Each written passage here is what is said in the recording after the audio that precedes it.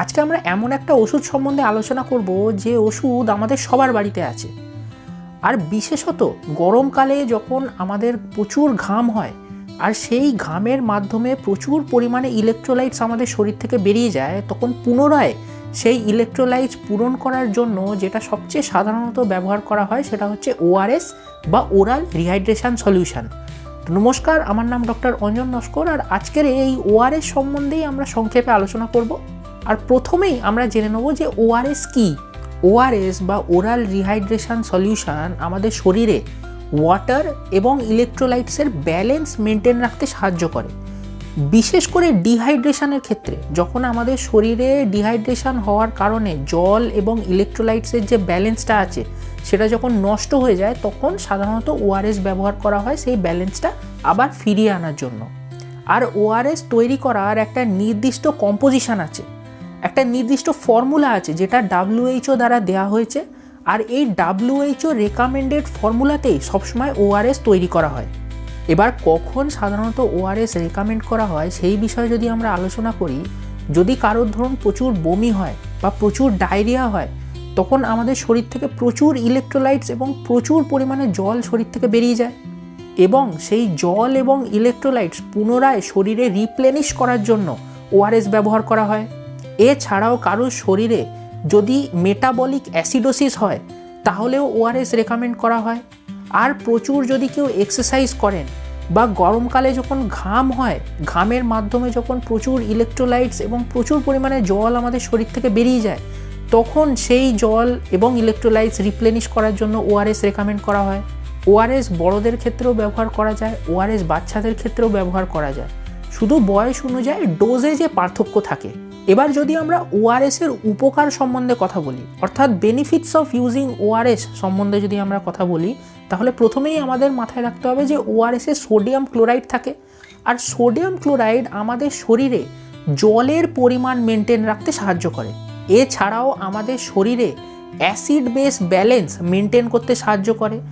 যদি শরীরে acid base balance নষ্ট হয়ে যায় তাহলে শ্বাসকষ্ট হতে পারে, হার্টের নানা রকম সমস্যা হতে পারে, কিছু কিছু ক্ষেত্রে কিছু সিভিয়ার কেসেসে পেশেন্ট ইভেন শকে চলে যেতে পারে।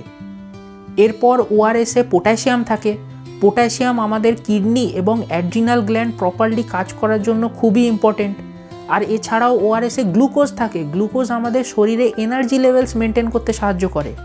এছাড়াও গরমকালে যখন প্রচুর ঘাম হওয়ার কারণে শরীর থেকে প্রচুর পরিমাণ জল এবং ইলেকট্রোলাইটস বেরিয়ে যায়, সেই জল এবং ইলেকট্রোলাইটস পুনরায় পূরণ করার জন্য ORS ব্যবহার করা হয়। তো যদি যে কোনো কারণে শরীর থেকে জল এবং ইলেকট্রোলাইটস লস হয়, তো আমরা ORS এর সাহায্য নিয়ে থাকি জল এবং ইলেকট্রোলাইটস পুনরায় শরীরে রিপ্লেনিশ করার জন্য।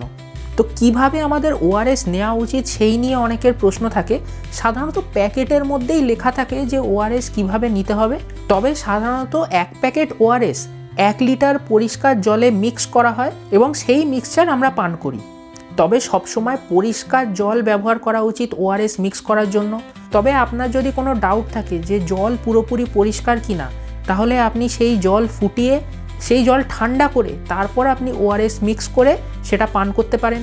আরও একটা জিনিস যেটা আমাদের মনে রাখা উচিত যে ORS মিক্সচার বানানোর জন্য সবসময় পরিষ্কার জল ব্যবহার করা উচিত।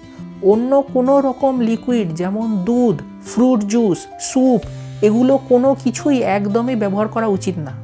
আর জলের সাথে ORS পাউডার মিক্স করার পর এক্সট্রা কোনো রকম নুন এবং চিনি ব্যবহার করবেন না।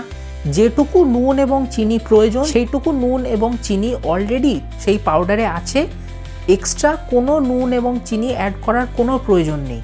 আর ORS নেওয়া সত্ত্বেও যদি সমস্যার সমাধান না হয়, কারোর যদি বমি, লুজ মোশন বা হিট স্ট্রোকের মতো সমস্যার সমাধান না হয়, তাহলে কিন্তু বেশি দেরি করবেন না, বেশি অপেক্ষা করবেন না। যত তাড়াতাড়ি সম্ভব আপনার নিকটবর্তী ডাক্তারবাবুর সঙ্গে পরামর্শ করুন। আর এরপর ORS নেওয়ার ক্ষেত্রে আমাদের কিছু সাবধানতা মাঝে মাঝে অবলম্বন করা উচিত। যেমন কারোর যদি কোনো কিডনির সমস্যা থাকে, বা কেউ যদি হাই ব্লাড প্রেশারের ওষুধ খান, বা কারোর যদি ডায়াবেটিস থাকে, তাহলে সেই ক্ষেত্রে ORS নেওয়ার আগে একবার আপনার ডাক্তারবাবুর পরামর্শ নিয়ে নেবেন।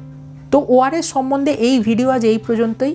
এই ভিডিও সম্বন্ধে আপনার কী মতামত সেটা আপনি কমেন্টের মাধ্যমে জানাতে পারেন। এই ভিডিও যদি আপনার ভালো লেগে থাকে তাহলে ভিডিওটিকে লাইক এবং চ্যানেলটিকে সাবস্ক্রাইব করে পাশে থাকবেন। ধন্যবাদ।